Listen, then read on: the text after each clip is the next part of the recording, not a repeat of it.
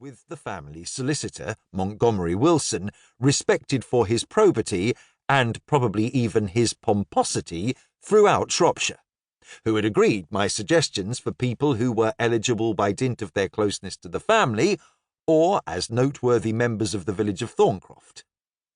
In addition to Pounceman were our village doctor, Ellis Page, Tertius Newcombe, a prosperous farmer, Samuel Bowman, the butler, who had dedicated his life to the family, Mrs. Beatrice Arden, the cook, and my dear wife, Harriet, once Mrs. Faulkner, the housekeeper.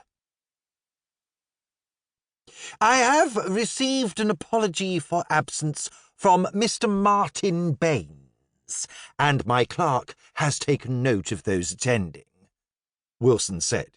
"So we can proceed to the first item on the agenda, conversion of the family wing to a lunatic asylum for his lordship and his mother." Samuel Bowman writhed. After some 50 years in service, he was, however, so used to waiting until he was spoken to that he could do no more than stare at me. "I think most of us would prefer a term that carried less opprobrium," I said. "Her ladyship is not far from death, I believe." Dr. Page nodded his agreement, and his lordship's disorder might well be a result of not his own, but his father's indiscretions. "Let us call them by their correct name," Pounceman declared. "Transgressions, sins of the flesh." "His late lordship, Mr. Chairman, is not here to defend himself," Harriet said, with such quiet assurance she might have been speaking at formal meetings like this all her life. "But I agree, as I think we all do, that we should perhaps refer to the family wing by another term than lunatic asylum. Mr. Bowman was speaking of this earlier."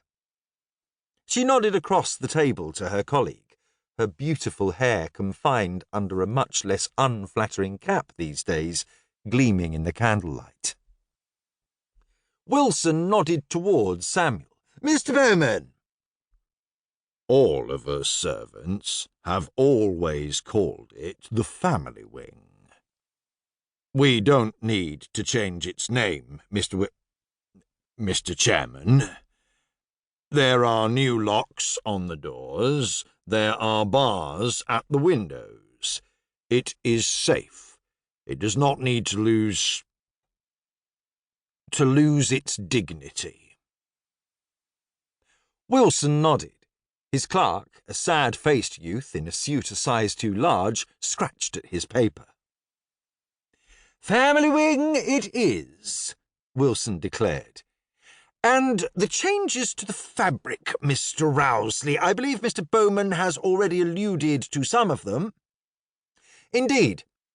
The estate carpenter has also installed some extra doors for security. He has gone to great pains to ensure they are in keeping with the house. However, he assures me that as and when it is safe to remove them, it can be done with no major damage to the fabric." "So, all is well on that front. Does anyone have anything else to add? Very well. Let us proceed to the next item. Guards. Or do you prefer another name, Mr. Bowman?" How would he react to the sarcasm?